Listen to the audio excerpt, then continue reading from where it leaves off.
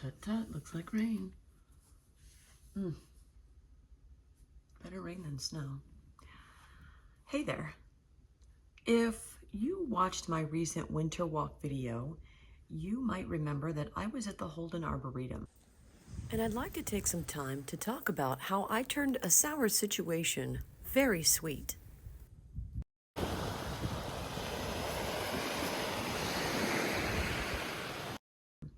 Now, full disclosure, I was there that day because I had signed up for a little class that was called Evergreen Folklore and Folk Medicine. That is right up my alley.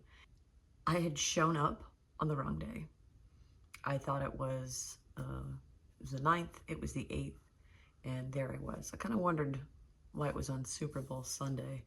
But the nice thing about it is that I got to the Arboretum and there was nobody there because it was Super Bowl Sunday. It may as well have been Christmas. But I took advantage of that opportunity. That's why the trails were so crispy and untraveled. There was no one there. But ultimately, I had missed that class. And I still wanted to go and connect with the trees and had planned on doing the walk anyway. You know, class aside, I still wanted the walk. And ended up reaching out to the woman who had put on the class. Her name is Leah Wolf. She is with the Trillium Center out of Conneaut, Ohio. And I asked her, hey, I'm so sorry I missed this. Is there any kind of literature that you shared with the class that you might be willing to share with me? Or if you have anything that you might recommend? And it turns out that the Trillium Center has a year-long study in trees in folklore and folk medicine. That is something that I've been doing since then. Now, as I record this, it's been about a month.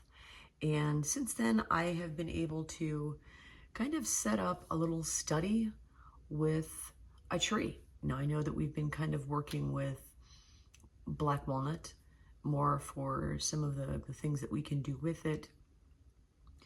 But I haven't touched really on the medicine of it a whole lot, or even really the folklore of it. And I think that's something that I've overlooked of, practical uses for these things. Obviously, medicine's going to be one of them, but I'm eating them, I'm dyeing things with them, I'm writing with them. And I hope to be able to do that with a lot of these other ones too. And, this is the kind of thing that I have been looking for. So with a year-long study come different trees, about every month or so. I'm not sure what they're going to be. This is a self-guided course, but there are some habits that I've already started picking up.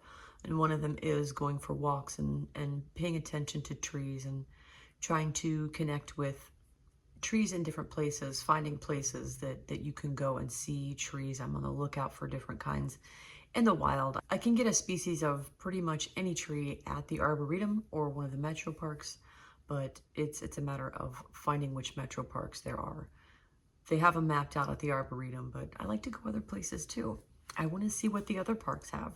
I want to see really pay attention to what is at the parks where I like to go. I already know the closest park to me has black walnuts because that's what I had picked up. I know they have that, and they have sycamore. Something else that I've started with this journey is a tree journal.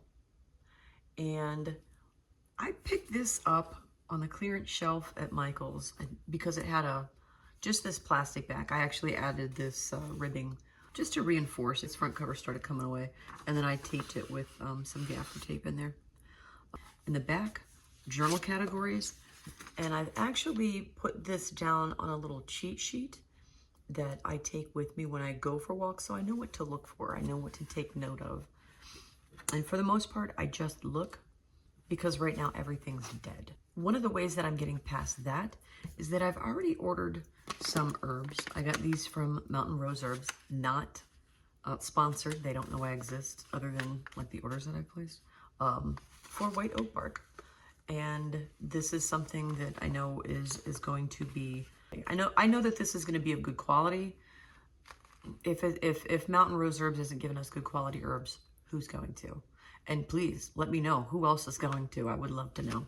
I'm sure there are others out there, but I feel like Mountain Rose Herbs is the top dog when it comes to being the reliable source for herbs. And, but if there are others, please let me know down in the comment section below.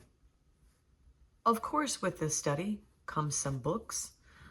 It was really interesting to see that it was a mix of both botany and horticultural books and magic and folklore books. Him's Magical Encyclopedia of Herbs was on the list. I was excited to learn that I actually had several of the folklore books. First one being Tree Medicine, Tree Magic by Ellen Everett Hopman. And this is written in her signature style where she will take a tree and run down the description, the uses, and the magical uses, the medicinal uses, the herbal uses, and then gives you some good stories about those too. Another is Under the Witching Tree by Corinne Boyer. I always want to say Boyer. This is a fantastic book too. It kind of follows the theme of tree medicine, tree magic, but has a very poetic style of writing. There's more storytelling, I think, involved with I feel with the way that this book was written versus the other two that I have here. And the last one that I had, in addition to Cunningham's Encyclopedia of Magical Herbs, was Sandra Kine's Tree Magic. Now, I actually just got this, so I haven't had a chance to really dig in and see what it is, but it looks to be right up my alley for the things that I like, because there are tables, there are correspondences.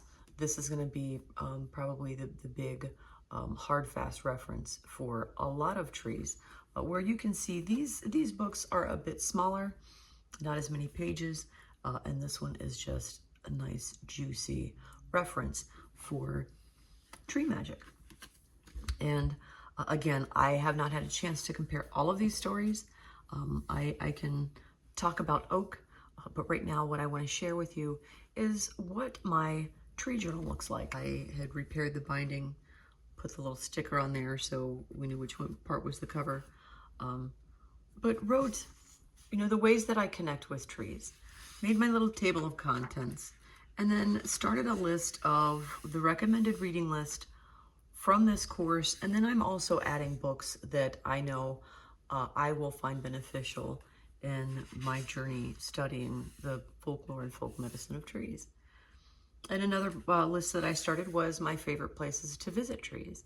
And one of my first favorite places is my backyard. It's where I feed the squirrels, my little buddies. Being able to add to that, I made a little sheet to go under each page so that as I'm writing, I have just a little kind of invisible guide so that my lines are straight. In the back, I'm keeping journal categories. Again, leaving space for myself. I've already outlined where I can write in new categories if I come up with any. This seems to be pretty exhaustive already. And then I have another backer piece just in case there's something else I want to do, have something I want to press, maybe it's a little juicy. I can just put it up against that other piece and put it in there. But for the most part, this stays at home.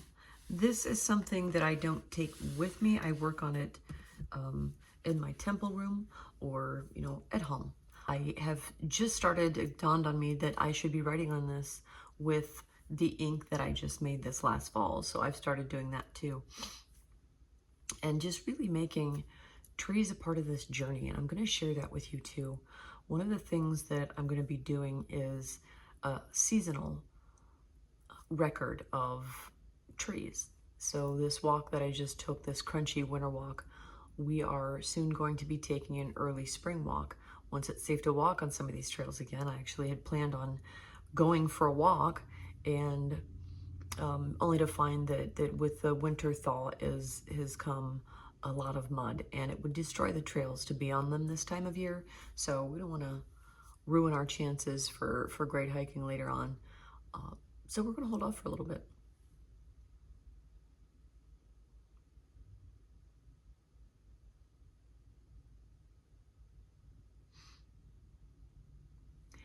If you've made it this far and you haven't yet, please take a minute to subscribe, like, or you can comment down below.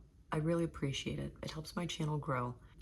Until next time, take care, do good, be well.